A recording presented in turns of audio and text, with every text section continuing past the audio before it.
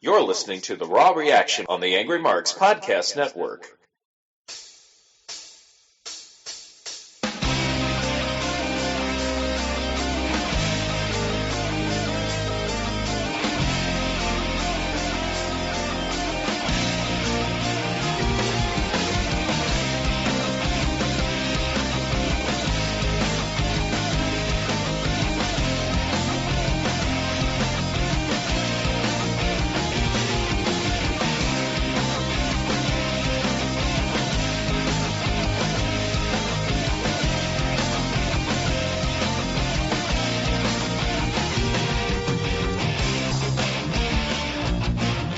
The wait is over. You no longer have to listen to a self-promoting Canadian or hope for an ex-host who gets injured on his way to the microphone. You have the originals. Big Dick, Angry Tensai, your Raw Reaction brothers. Welcome, Big Dick. It's good to have you here. Thank you, my brother. Good to be home again. Good to be home on Monday night. Can I just tell you, I just get very aroused hearing your voice. My God, it is sexy tonight. Yeah, you know what? It happens, man. It happens. I'm glad I'm not the only one who's full chub right about now. You know, I watched Raw tonight, but I gotta tell you, I have this new little obsession called Out of the Park Baseball. You ever heard of that? I'm sorry, say that one more time? Out of the Park Baseball. It's a computer game. What? It's called Out of the Park Baseball, and I'm obsessed with it. Oh, okay. Is this a new Xbox game? No, it's a PC simulator for baseball, and you could start at any point in the history of baseball. It's very exciting, very cool, and it reminds me of our youth. You should check it out. It's a lot of fun. You know, this week was one filled with excitement. As I told you, I hit my son, my 3-year-old son. I didn't hit him, but I actually, while we were horse playing, I was able to perform the Sister Abigail on him, including the kiss.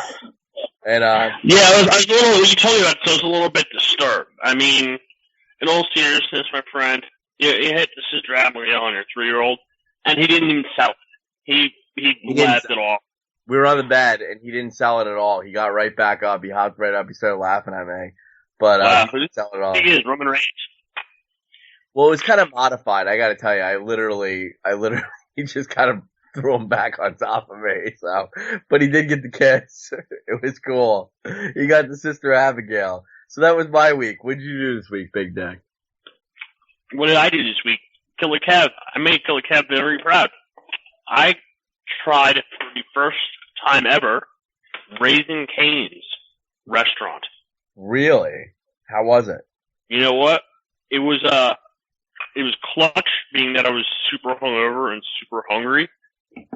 But there are also some there are also some negative items compared to Zaxby's, one of my personal southern favorite restaurants out there. Zaxby's. Yeah, Zaxby's. It was close. As far as clutchness, I'm gonna have to go with Raising Cane's because, like I said, I had a couple beverages this weekend, and I was left a little bit hungry on Sunday morning or afternoon when I finally got out of bed and ended up going to get food. So clutchness, they had it there. Good French fries too, really solid French fries there. However, I was a little disappointed they didn't have this super fountain soda drink thing where you can get like 18 different types of Coke Zero. Like you can get vanilla flavored Coke Zero, raspberry flavored, orange flavored. It's amazing. And I mean, it's like this giant machine, and there's probably 200 or so different soda flavors, and it goes with everything. Like there's probably a raspberry A&W root beer there. But unfortunately, Raising Cane's, it was just a simple 6 or 8 or 10 fountain soda options there. So Dippin' Sauce, I think I'm gonna give Dippin' Sauce. It's a push. It's a push. Probably Zaxby's, they have more option. There's a Raising Cane sauce, but I think Zaxby's usually has 2 or 3 options, whereas Raising Cane's had one, so I'm giving a push there. And I think chicken fingers. I'm gonna have to go with Zaxby's. I got a lot of sort of end piece. Not really a lot more filler. Not a lot of primo Vic, I'll meat. be honest with you, I don't know what the hell you're talking about, but I love it. Yeah, I'm gonna have to go with overall, based on a split decision. I'm gonna have to stick with Zaxby's as far as wonderful places to eat out of Zaxby's and Raising Cane's. So Killer Kev, sorry, it was a valiant effort. They put up a true fight, like the true competitor Raising Cane's is, but Zaxby's prevailed. That's okay. You gave it a shot at least, right? Yeah. No, I actually made it a point to get there. I'm like, you know what? I don't really see these around that much. I need to indulge, and I definitely went out and went after it. So it was a pretty solid meal. It was, like I said, clutch for situation, but I don't know. I'm not going to be sworn off at Zaxby's anytime soon. So Wow. You know, on that note, though, I also have a dining report to file. Oh, go ahead. A couple of 2 weeks ago, I happened to be working in the Cincinnati area, and lo and behold, I came across a Jersey Mike's. You did? Wow. What, did you try it? I tried it. Did you like it? I liked it very much. It's a good sub, right? A little overpriced, but hell of a good sub. You know, I did not find the price to be any more than a decent quality sub from Subway or It's a good sub. or bro. anywhere else. It's a good sub. I tell you what I really appreciate is that all the ingredients are not pre-made. They have a deli case right there up front where they cut everything straight off the package. You get a fresh slices of meat, you get your fresh slices of cheese, all the veggies are prepped right there, ready to go, and they put a sandwich together for you pretty quick. It's all fresh, man. I like that too. I'm with you. The only thing I found disappointing is that they serve Pepsi products instead of Coca-Cola. That would have been the one thing that put it over. Wow. I completely understand. And the iced tea, unfortunately, is nothing to brag about at all. Very unfortunate, but that's okay. I don't expect, something to be based out of New Jersey to be able to get iced tea right. Especially, around Cincinnati, Kentucky. It's not sweet tea. And that's sort of the thing. I think if you were down in Tennessee, I think that sort of Tennessee, Kentucky is sort of the dividing ground for everything Coke and not quite everything Coke. Well, I'm not a sweet tea person. I actually drink straight, unsweetened iced tea for the most part. So Okay. I'm pretty picky and judgmental when it comes to iced tea, and unfortunately a lot of places don't put a lot of focus in it. It's just like, okay, boil tea leaves, add water, we're done. Interestingly enough, in college, Vic's nickname was Sweet Tea himself, but you could read into that all you want. I figured that would have been Sweet D. That's what I call him. Well, of course. Anyway, I don't know if you guys got a chance to check out Raw this week, but I had kind of an epiphany this week, and it was one I'm not too proud of. And I feel bad about saying what I'm about to say, but I'm a big AJ Styles fan. I think you guys know that. I have been, even in the TNA days. And, I was excited as the next guy about the whole Bullet Club thing, and, I didn't actually really see much New Japan wrestling. I just heard about it and saw pictures on the internet and watched little YouTube videos here and there, and it looked cool. But I gotta tell you, man, I couldn't help but to watch Carl Anderson and Gallows in the ring with AJ Styles, and they gave their little too sweet thing, and they just looked to me like grown men pretending to be the NWO. And I want to ask you guys, how do you feel about that statement I just made? You know what? There's a couple things I don't like. I don't like them using the NWO symbol. Apparently it's a quote-unquote tribute. I think it's a freaking rip-off. I mean, that's like starting to do the the diamond cutter symbol from stolen from Diamond Dallas Page. I mean, that's something that's sacred ground right there, man. I don't think you marks, dude. They got like they're really marks, man. And maybe it was cool in Japan, but it just comes off really shitty on TV. Like I want to love this. Like, I want to like this, but it looks really markish. I also hate that the announcers are calling them the club. Oh, I mean, come on. Yeah, I thought they bought Bullet Club. No, they look cool. You know, I mean, they got a cool. I think, I thought they were doing great.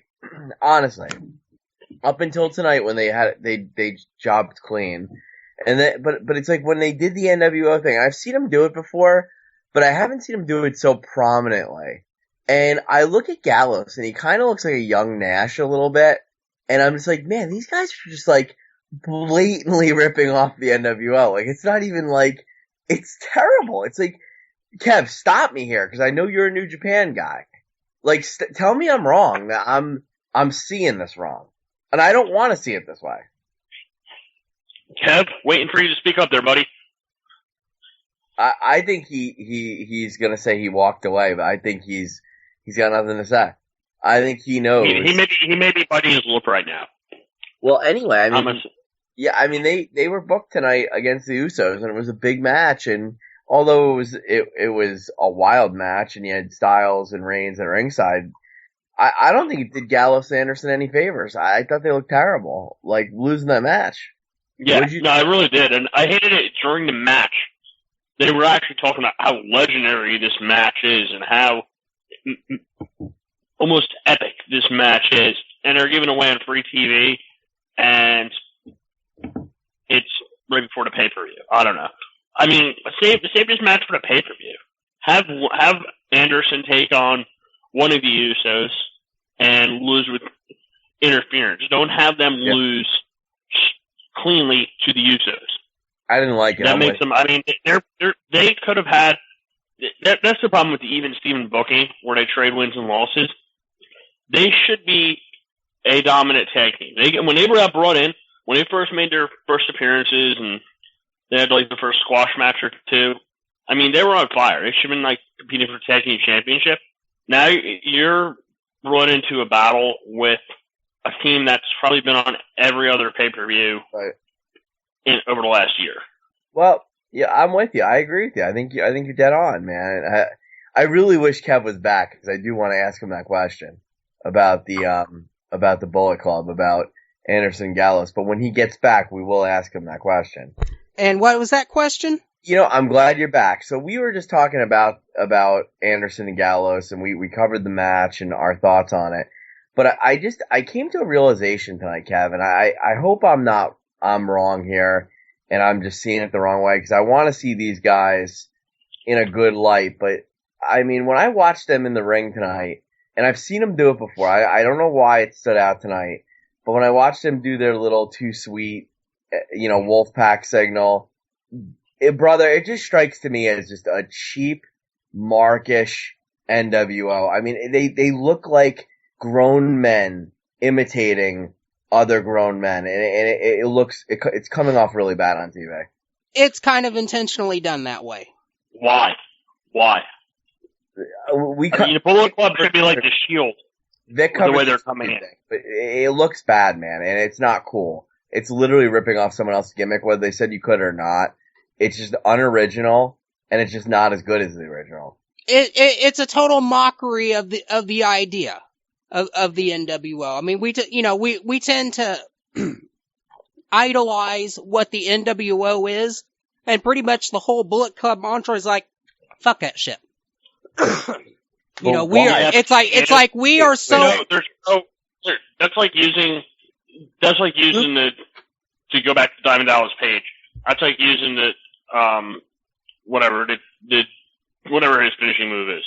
The Diamond Cutter. But dude, it's not about Finn Balor. It's not about any of that. It's about the two guys on my screen, Luke Gallows and Carl Anderson, who, dude, when all is said and done, they will not touch Scott Hall and Kevin Nash's career. They will go nowhere near, never go near those guys.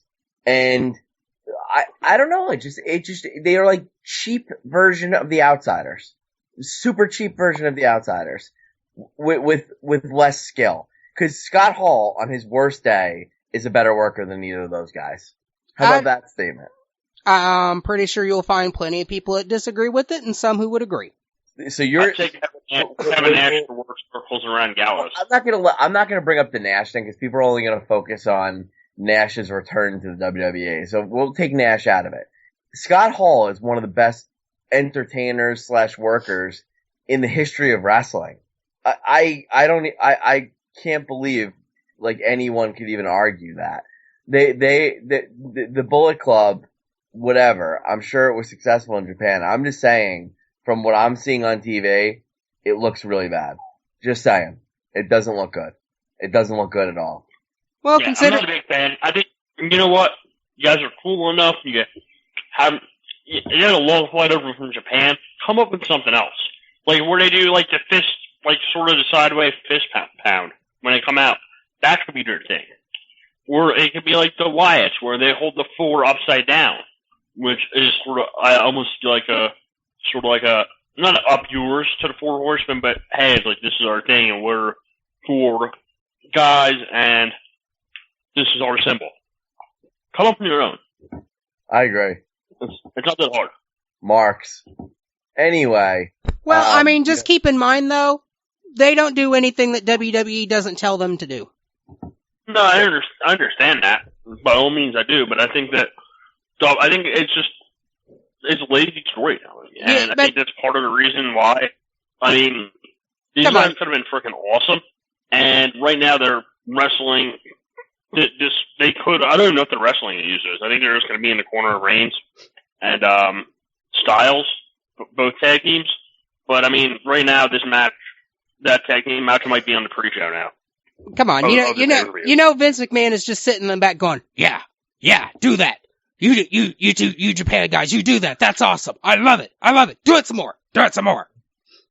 You know he's screaming that. Well, I'll tell you. Yeah, but I haven't had a good word that Vince McMahon is actually a dedicated listener of the Raw reaction. So hopefully tonight he takes our suggestions and our concerns to heart, because I mean I really feel like they're sort of duffing up what could be a really awesome storyline. And I mean, and stop calling them the club. I mean, it sounds forced. Either call them Balor Club when Balor comes up and push them through, or call them something else, but don't call them the club. We get that you probably don't own Bullet Club, but it is kind of a corny name. Yeah, call them the club. I mean, and you know what? I even think the Usos and Reigns, call them the family. That's fine, or La Familia, or some shit like that. Luke Gallows. That could be cool. Maybe even have them join up with Triple H and Stephanie McMahon or something, and just call them the family. I don't know. I really wanted to get behind it, and I don't know why I'm turning on it already, but I'm just Luke Gallows, and I'm I tried to give him a new chance, but to me, he's still the guy that threw Ken Anderson, or tried to throw Ken Anderson over the top rope in the Aces and Eights Battle Royal, and he's Ace and Eights, he's fastest, he's fake Kane. You can't hide any of that shit. That's who he is. How about that? Wow. For their sake, and I don't see it happening, they really need AJ Styles to walk out of Extreme Rules with the title, and I just don't see that happening. I think AJ Styles is awesome. I think he should have went over at the last pay-per-view. I don't think they have the momentum, and I don't know, maybe tonight in all the segments, I just felt like, I don't know, I just feel like even in the opener with their promos, I just feel like, and I don't know why I do this time versus the last pay-per-view, AJ and Gallows and Anderson, they seem a little shell-shocked. They seem like a little, like, almost like over their heads. And I hate to say that, like, even on the mic, like, I don't know, it's just not good mic work, and it's just, it's not working for me, and I'm pumped about the whole thing, and it's just like there's no doubt Reigns and Styles will be good in the ring because they were last time, and I know Styles will be good. It's just I feel like I just want to get to the match because the mic work and everything's been terrible. Yeah, the lead up hasn't been great, and I think part of that is I think deep down, 80% of people think that Reigns is going to pull this out. I mean, not they want to. I think that they think he's going to pull it out and keep the title until SummerSlam. Which, you know what? It sort of makes sense, but they need to figure out what they want to do with the Bullet Club or the Balor Club or whatever. I mean, do we have Reigns go over AJ Styles semi-clean in this match and then take a backseat and have like Finn Balor come up and lead the faction and then have what I think would be perfect is have the three of them have Finn Balor come up and fight for the championship, have AJ Styles fighting like Kevin Owens and Sami Zayn. I think he's almost outpushed his, and part of it is size, I'm going to say, but I think he got over pushed to the point where, I mean, he's almost like Ryback a couple of years back. What's that? Is it penis size? It could be. It could be. I mean, I'm just going based on rumored penis size, but you get what I'm saying. I mean, I think that he would have been fine, and I don't want to say like a Neville push, but I think he would have been fine being like getting like the Sami Zayn push, where you're not fighting for the championship right away after just getting here, but you're completely over with the crowd, and you're fighting in one of the top 3 matches on the pay-per-view. I almost feel like he's gotten a little, I mean, don't get me wrong, the crowd reaction's been great for him, but I almost feel like he's gotten over-pushed a little bit because of that. Anything to do, I don't know, man. We'll see. I mean, I don't know how that's gonna go. I really don't. I do see Reigns winning. On the other hand, and I'm really getting a little negative tonight, and I hate to do this. Another thing that I really like the whole dynamic of Jericho and Ambrose, and the whole thing over the $15,000 jacket and Ambrose destroying it. And I was kind of feeling it coming in tonight. I'm like, this is a funny angle, and Ambrose had to talk to Jericho tonight. Like, he wanted to confront them, and I'm like, okay, I'm kind of feeling this is cool. And then Ambrose brings down that asylum, that steel cage asylum. He's gonna fight. He's gonna challenge Chris Jericho in it. I had 2 problems with this segment. I had no problem with Jericho kind of talking shit to Ambrose, and even Ambrose saying, you're a great wrestler, but this isn't really a wrestling match. But I had a problem with a couple things.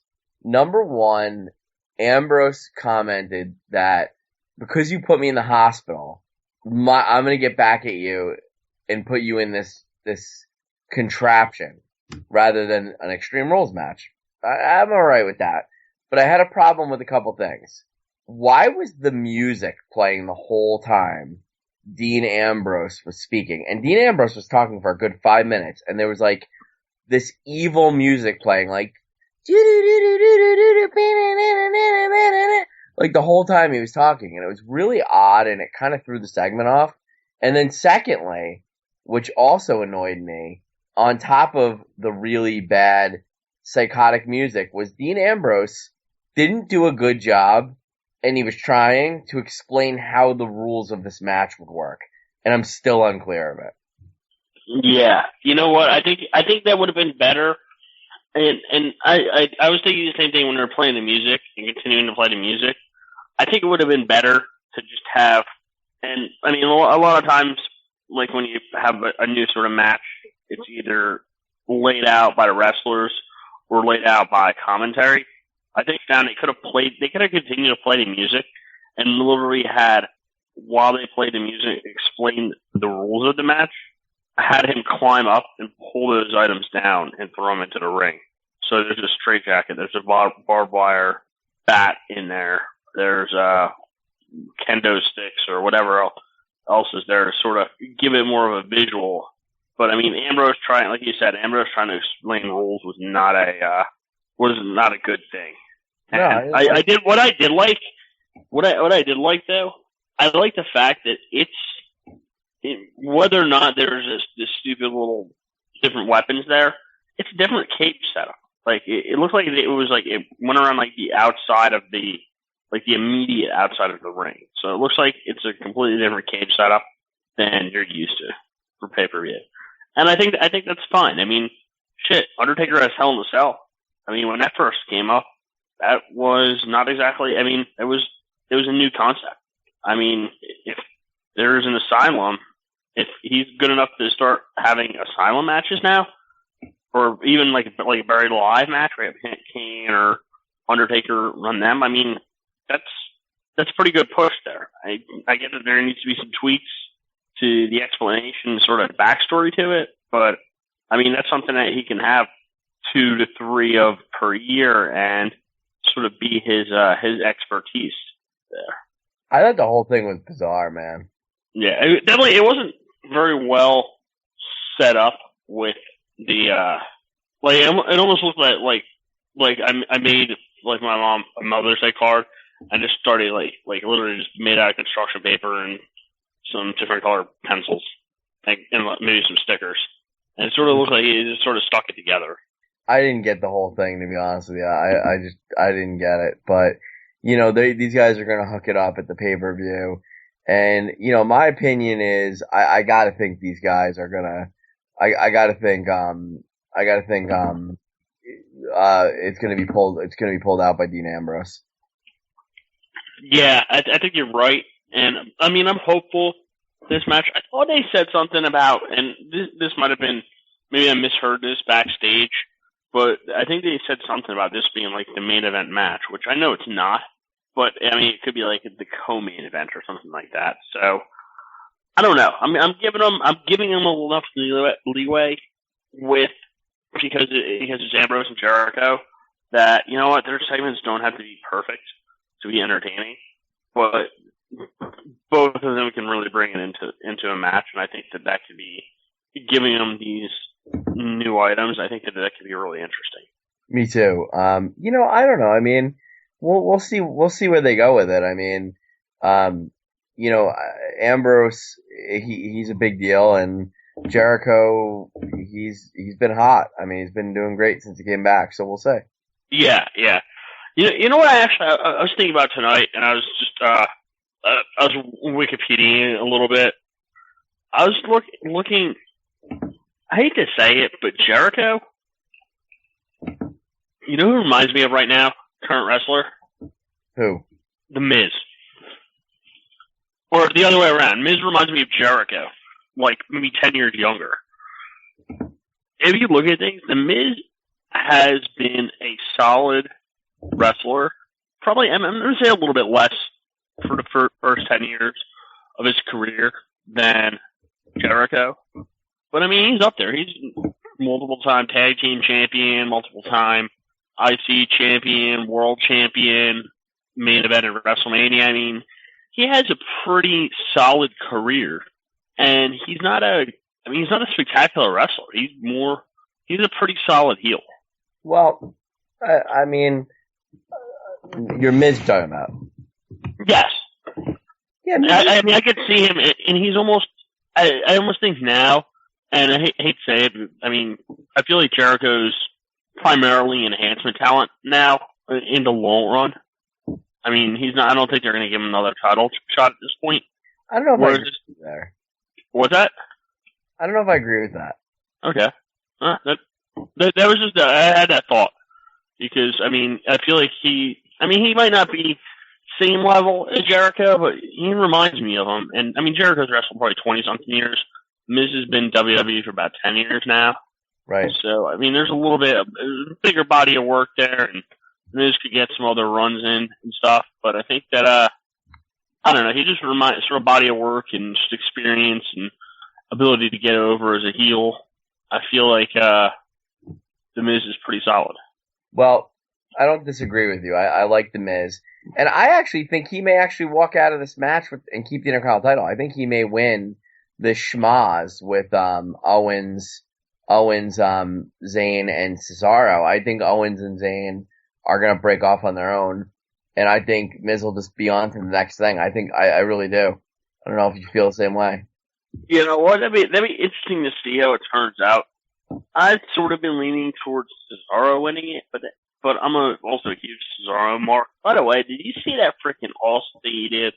I think it was Zayn had him in an armbar, and Cesaro's literally flipping from like his shoulders to his feet, to his shoulders to his feet, going back and forth, trying to make Rock out of it. It was a good amount of time into the match. It was a really cool little Amazing, dude. He really is amazing. Yeah, I mean he puts together like I love I'm like okay, I guess I'll say new wrestlers because that's what it seems like they're coming from. Like they come up with like different moves, like the Ambrose thing. I mean it's old now, but like where he goes back, he kicks off the rope instead of going through them. Stuff like that. I like the new moves that are sort of innovations. And I feel like Cesaro's on the same page there. I mean, he hasn't been NXT. I feel like a lot of NXT guys are doing this because they have more time to experience and mess around with it. But I feel like Cesaro does that. But his wow factor isn't jumping and doing a core top rope. It's literally like powering somebody, like for somebody who outweighs him by 100 pounds for a German suplex or something. I mean, it's power and new moves, which I love. Well, I do think I do think Cesaro doesn't need to win this. I think he's like right in the main event picture, and this whole feud is kind of a warm up as he's getting back into things. He'll be in the title picture. I'm pretty sure of it. You know what? I don't know. It's going to depend. I sort of on taking the IC championship and let it have a little run with that first, because I feel like one of the problems is, I mean, he's been injured, so how are you that gung ho about putting the title on him? Less than 6 months after he gets back. The one thing they haven't done yet, and I mean it's kind of like there for whatever wrestler they're going to use it for, is, you know, the U.S. title obviously was awesome with Cena, and it's kind of got a little cachet with it still, even though that Kalisto has it.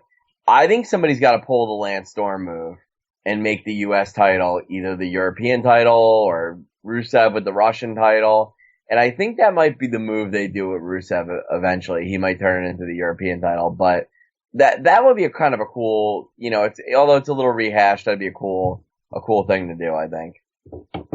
You know what? I think you're right. I mean, I feel like it's been like the last half dozen pay-per-views where the U.S. title has been defended on the pre-show of the pay-per-view. And it's not smashed in. I mean, it's not. I don't know. It doesn't have its luster. It doesn't have the same luster. And you don't need to give it to John Cena necessarily. But I mean, I'd rather see the U.S. title go to somebody like Cesaro or Kevin Owens, who can really elevate the existence of it and have credibility behind it, and use it as a stepping stone to the championship. It's what you do. You raise the credibility of our show. You know what? I do. I think people come here expecting certain things, and every once in a while, I actually make sense, don't disappoint, and raise the quality of the show. It happens on occasion. To me, you're a champion, and that's just the way it goes. To me. Wow, that's beautiful. You know, after hearing that I am fully, completely, 100%. Oh, I know you are. But I'm tired of the Killer Kevs of the world holding you down. Alright? You know what? Yeah. Killer Kev is like a pre-show. He's like Kalisto versus Ryback for the 18th time, or Kalisto versus Del Rio on the Payback or Extreme Rules pre-show. I see that. I'm not liking Killer Kev to that. But yeah, I mean, this championship, it needs to be taken out and shot, or needs to be elevated from within.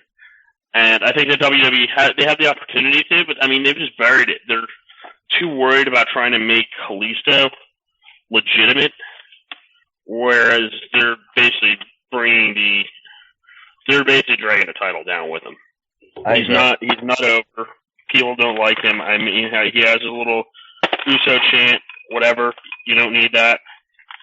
It's almost like the New Day without as much love. Well, I mean, I don't know, man. I don't know. I'm not really sure what's gonna happen with all those titles, but I do see the Miz walking out with the belt, holding and retaining, and I do think Rusev will win the U.S. title back, even though he's had it already. Yeah, I wouldn't mind having Rusev win that back. Speaking of which, Rusev might do that. Del Rio took on Kalisto and got the win. Do you realize Alberto Del Rio is in our show we've made up a lot of stories over the years, and people are like, you guys are full of shit. You say this, you say that. There's no way that's true. Well, here's something that is true, and it blows my mind that it is true. Did you know that Alberto Del Rio right now is legitimately dating Paige? Did you know that? Really? I kid you not. Wow. And anyone can call me out on it. There's pictures all over the internet with them at Disney on dates. It's insane. I'm not a big fan. I'm not a big Paige fan, though. I mean, she reminds me of like AJ Stott or AJ Lee, but more pasty. I'm not either, but I'm a Del Rio guy, and I just think it's interesting. They seem like a mismatch to me. Especially because they're 15 years apart, Really? Well, you know what? That's good for him. Isn't that great? That's 15 years. That's a big difference. I mean, he's, I guess, pushing 40. She's like 22. That's probably about right. Can you believe it? I just don't think it's great. I wouldn't picture them dating. Like, I read that, what's her name, and, Dolph Ziggler are dating. Dana Brooke and Dolph Ziggler are dating. I could sort of see that. They seem like a match. She seems annoying. She's what? Annoying. Yeah, but you know what? She's sexy thick. She is sexy thick, but she's annoying, and she has kind of grayish hair. Yeah. But, that's good from all the steroids she did bodybuilding. True. We'll go with it, but she is sexy thick. Killer Kev's sexy thick. Killer Kev, he is a sexy thick guy. In my opinion. But that's just my opinion. Well, what do you think? So, you know what? Okay, we talked about a lot of different things tonight. But do you know what I want to talk about? Something that I really liked? I want to talk about the fact that the tag team division, although I might not have been in love with the whole Bullet Club Usos thing tonight, there were a couple things I did like. 2 segments to be exact. And there's 3 tag team segments to speak of. It was really all about tag team division tonight. But there's 3 to speak of, but there's 2 I really liked. Number 1 was the New Day piece. I knew eventually when New Day got to do some mic work on Vaudevillains, it was gonna get funny. Right? So, Vaudevillains is obviously something. I was really afraid they were gonna completely rip these guys apart. But they were more playful about it, about how they wanted to see, because the Vaudevillains talk about how great things were back in the days of yesteryear. Well, hell, New Day wanted to see it for themselves. So they built a time machine.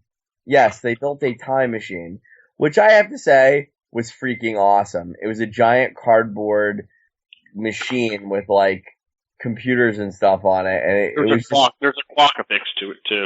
It was just badass. It looked like Stewie's time machine that he made on Family Guy, and it was just a funny segment. And when they went back, they still found out that no matter what, when they went back, the New Day was still the tag team champions even back then. So pretty interesting stuff.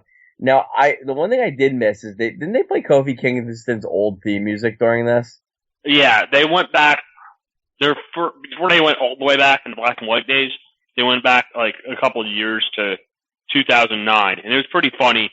When he came out, he did a boom, boom, talked about Jamaica a little bit, and then Xavier Woods is trying to pull him back in. He's like, "No, 2009 was my best year," or something like that, as he pulls him back into the time machine to go back further in history. I thought that was pretty hilarious. Gotta love it. And then the Vaudevillains came back came out as if they were in the time machine and just destroyed the New Day. And I gotta tell you, I'm pretty excited for this match. Yeah, you know what? I feel like this match. I feel like the Vaudevillains need to win. They could. I think they're going to win. I think they will because they need the titles to stay elevated. The New Day does not. The New Days don't need a title for next year. I think the New Day is going to continue to rack up like title wins. So not only do I think the New Day will lose this one, I think they'll eventually get them back from the Vaudevillains. But in fact, I made a mistake. There's 4 tag team segments on top of the 5th being the Usos piece. So that's the New Day Vaudevillains. The other one I liked from a tag team perspective that I thought was pretty cool is Goldust and R-Truth finally had their first tag team match as the Golden Truth, and they actually had a miscommunication and lost to Fandango and Tyler Breeze. Let me make a prediction to you. I think Golden Truth is going to be huge, and I don't think they'll be the tag team champions next, but I think they'll be the next tag team champions after that. They are so over with the crowd, they will get the belts. Wow. I'm gonna say that's a bold prediction. I'm sort of taking this as they're gonna have a big rivalry with the Rising Stars. I just think this is gonna be the slow build, because even their like marriage has been. Like I just think it's gonna be the slow build, and I think eventually they're gonna get to the point where they just start winning things, you know? I mean, R-Truth's been in some good tag teams, and you know, I mean, look no further than the Awesome Truth. I thought they were a great tag team. I don't know. I think they go good together. And then especially when they were backstage and they were kind of like just bullshitting, and R-Truth was like, well, everybody wants to see the Golden Truth together. The crowd was going crazy. And then he kind of like changed the topic, and he's like, I want this team. And the crowd just loved it. And you just remember for a second why, when R-Truth was a heel, he almost won the world title from John Cena. Like, he's so talented on the mic. Maybe not the greatest worker in the world, but man, he really is a great talker, R-Truth. And he's diverse. He can play many different characters.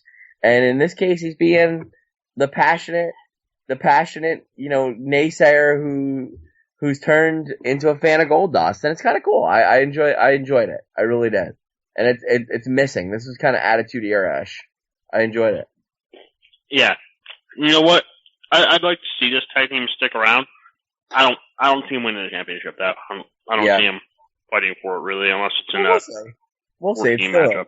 We also get the debut of the Shining Stars, which is Primo and Epico. And, you know, Primo and Epico were World Tag Team Champions for a while with Rosa Mendes as their manager. And of course, in WWE world, we're all stupid and we can't remember that Primo and Epico were Primo and Epico. So they didn't even mention that they're former tag team champions. They just talked about how they're finally debuting. How are we supposed to forget about all that? That was like 3 years ago. Weren't they also the Matadors? Yes, obviously they were the Matadors, but they're Why can't I tell? Because they were under masks. They're repackaged as Primo and Epico. Okay. I don't know. I don't know. I mean, that's one of the things where like, hey, you know what? We have it's amazing that they spent a month and a half putting together these promos and putting like for this debut, and they can't find something to get Sandow over. They did get Sandow over. For some reason, they've cut Sandow. It's bizarre. Like, he was over. It's so weird. Like, I don't get it. But you know what? Primo and Epico aren't going to do much. They'll be jobbing in a month. Other things like they got. I like how they got the Ascension rollout. Yeah, So they got in this ring from the state of North Carolina. So you cheer for them. 2 random guys. Well, that's what the Dudleys wanted. They wanted 2 random guys too tonight. And instead, one of them had to fight Big Cass, and Big Cass obliterated Devon Dudley. I don't know. I didn't like it. I didn't like this at all because, I mean, I think that the build up should have been for Big Cass and Enzo when he comes back from his little hiatus to match up and have a series of matches and wrestle on pay-per-views. The fact that Cass, essentially 2-on-1, won cleanly over the Dudleys, I don't know. I mean, it makes them. Don't get me wrong. I get that they're pushing Big Cass to the moon right now, and I don't know how long. I don't know if Enzo's going to be out for a week or 4 months or whatever. So they need to move forward with them. You know what I would have liked to have seen here, and just looking back at and I don't think he wrestled. I would like to have seen Cass come out with somebody like Apollo Crews on his side, because I think that Crews needs a storyline, and it could be, hey, we're the new era, and we stick together. Yeah, that would have been cool. That's a good point. Yeah, I mean, Crews didn't wrestle tonight. He's not wrestling the pay-per-view. I mean, they've talked about, oh man, we love his athleticism, and they should have promo for him tonight, but I mean, they didn't have him wrestle. I'd rather have it be, hey, you know what? These guys can do it one-off, because you know what? It makes Crews look strong if he's out there doing it with the tag team division stacked. It really is. And I mean, it's sad to say that. I mean, shoot, it was 6 months ago, and we're like, there's nothing in it, this division. I mean, there's a ton now. There's Dudleys, Enzo and Cass, Vaudevillains, Ascension, Usos, Bullet Club. I think we're back on Golden Truth, Primo and Epico. I mean, the list goes on and on. And we missed a bunch. Yeah, the New Day. I mean, there's a lot of teams. There's a lot. The Dudleys. There's a lot of teams. There's probably about 15 teams, which is cool. Revival. Well, they're not up yet, but they'll be there. Yeah, they were sort of. It's cool. It's all good. It's all good. So, what else we got? We got the other big segment was Natty and Charlotte. You know, they're going all the way. I got a question here. Number one, I think it's stupid they did a signing at the end. I feel like they're trying to be TNA from like 8 years ago, where they would have winning. I don't care. You know, they can say whatever they want. Natty's not going to win. No, but I don't get. I mean, don't get me wrong. I get that they're trying to build this feud up and stuff for the pay-per-view, but I mean, when it was like, I remember back watching TNA. And this might have been the start of the downfall, but I remember the main event. One of these things ended up being like a brawl between Angelina Love and Kelly Brook or something like that, like before a title match. And I'm like, wow, it's like, are people really? I mean, don't get me wrong, they were really smoking hot, and I think they put these two girls to shame as far as physique and getting my interest, but I don't know. I'm not a big fan of leaving this as the lead up or the main event into the pay per view. I mean, I think that see Charlotte kill Stephanie McMahon when she slapped Vince or Ric Flair. Yeah. I have a question for you. Maybe I'm just not paying attention. What happened to Sasha Banks? I thought that was going to be the next big feud. Yeah, I'm sure she is. I think she had like a minor injury, and they just decided to keep her out to build up for storyline. From what I've heard. Okay, I mean that's good. I mean, I was trying to figure out if it was an injury, if she pissed somebody off, failed a drug test, got caught. People were saying that about us for Raw Reaction, that we were off for 2 weeks. Yeah. I mean, you know what? It's true. I got shelved for the week. I failed a drug test. I've been taking. You did? Yeah, I've been hitting the crack pipe a little bit. Wow. I mean, just take the edge off. Nothing. I mean, it's nothing serious, but just need to. It helps me focus. Helps me really step up my game. No, I understand. I was gonna say. I mean, we've all done it time and time again, or on occasion. I know Jordan J. Garber would. He absolutely would. But yeah. So anyway, what other matches? I feel like there were a lot of matches, which is a good thing. That's everything. Except Dana Brooke and Becky Lynch. That was the only other match. Yeah, good point. And that was I'm a big fan of what's her name? Dana Brooke. as far as her physique. You're turned on.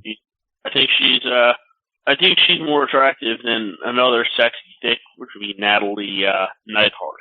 Well, there was only one other match. It was a dark match. It was Kurgan the Destroyer got a win over Jordan J. Garber. He just absolutely obliterated him. But that was it. Yeah, I was actually a little shocked with this outcome, especially since Jordan Garber ran in to throw out some interference, which allowed the Destroyer to capitalize and win the match. I was a little surprised by that. I'm not gonna lie. Well, yeah, I was surprised that both Jordan Garber and Jordan J. Garber were both down at ringside, to be honest. Yeah. I mean, I was thinking that they were like Primo and Epico and the Rising Shining Stars and the who else? I don't know. There were like 4 tag teams, and it just got repackaged. Jordan J. Garber. Jordan J. Garber and Jordan Garber. I think they teamed up. Oh, they did? Yeah, I think they did. That's what I've heard. They've been training for a big pay-per-view event. You know, that makes complete sense to me. Why is that? Because they're brothers. Yep, they certainly are. Well, you know, that's the show, brother. That's the whole show tonight. Let's run through some quick predictions for pay-per-view. Let's do Stigler and Baron Corbin. Baron Corbin this time. Big time. You know what? I hope you're right, and I hope they just freaking put this feud to bed. I just don't like it. I do not like it. Yeah. Alright, what about what about the ladies match? Natty I like, but there's no way. Yeah, I think you're right. I think they're letting Charlotte keep it and build it up, and she'll lose to Sasha at some point. Yeah, I would Charlotte. Okay. Ambrose, Jericho. Ambrose and Jericho. It's Ambrose's match. It's gotta be Ambrose. Yeah, I think you're right there. Do we have a match featuring the Usos and the club less AJ Styles? No. Alright, who's winning the championship and how?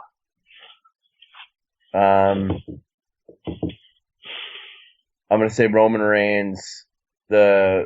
Somehow Anderson and Gallus are gonna geek it. Yeah, I don't know, and I mean that could be the end of the club. I saw there was a little bit of tension there during that match. Even I don't know if it's just because they're new or whatever, but I saw AJ Styles barking at instruction to him a little bit. Yeah, I think they'll genuinely accidentally cost them. It won't be intentional. When does Finn Balor debut? When does Finn Balor debut? Maybe the night after Extreme Rules.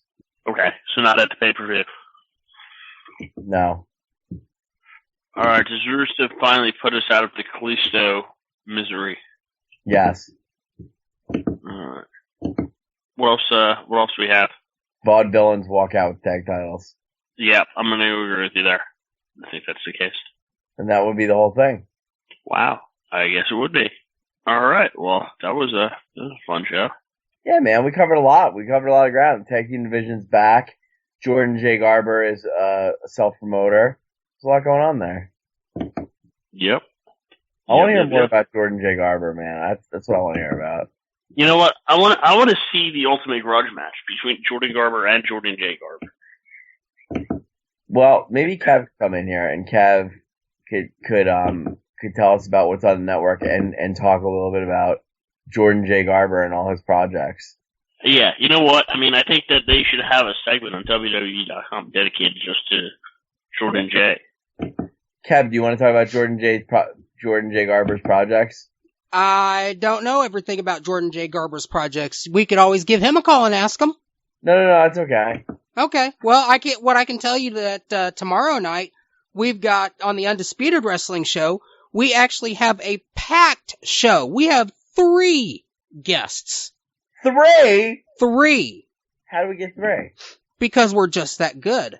Wow. Did you say 3-minute warning? No, not 3-minute warning. We've just got 3 great guests. In our second hour, we are going to have independent wrestler Gabe the Brave on.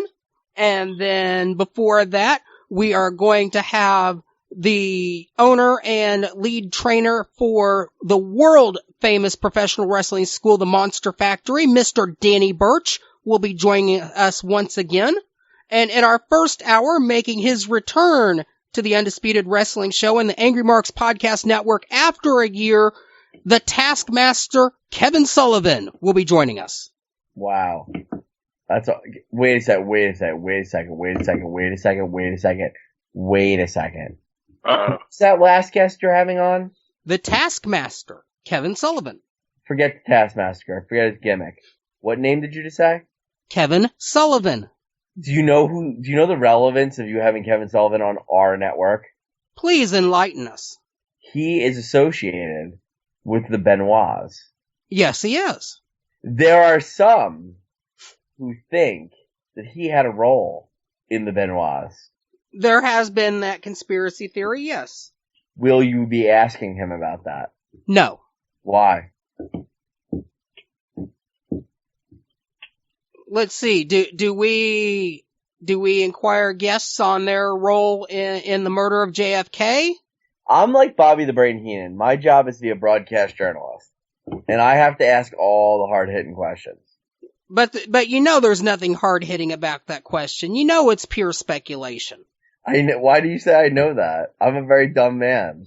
You are far from a dumb man, Mr. Tenzai. If you were dumb, you would not have named yourself in honor of one of the greatest professional wrestlers ever. That's true. Good point. Thank you. I do have one occasionally. Alright. Well, I'm just checking. Listen, I'm just trying to make sure everything gets done the way it's supposed to. That's how much I love this network. I give my life to this network. Wow. That's dedication, man. That's right, buddy. I just get tattoos. I'm very humbled by everything going on the network. Very humbled. Am I the only one who, for WWE Network, does not use it except to watch pay-per-views? Or am I like 95% of the people out there? That's just what? I said, am I the only person who only watches WWE Network for pay-per-views? Or am I just the asshole? Well, that's pretty much what I do too, but I do want to watch Camp WWE. Because okay. How do you like that show? Well, I realize it's basically the Attitude Era, so if I watch that, I won't have to watch like wrestling ever again. There you go. You know? It's kind of where my head's at. I don't know. I feel like they had a lot of momentum right after WrestleMania.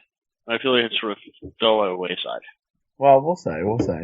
Well, it's been good, Vic. I'm all for Big Dick, and I just want Big Dick to dominate. That's all I got. All right, Killer Cow. All I got. Hit the music, brother. Thank you, Killer Cow. Thank you.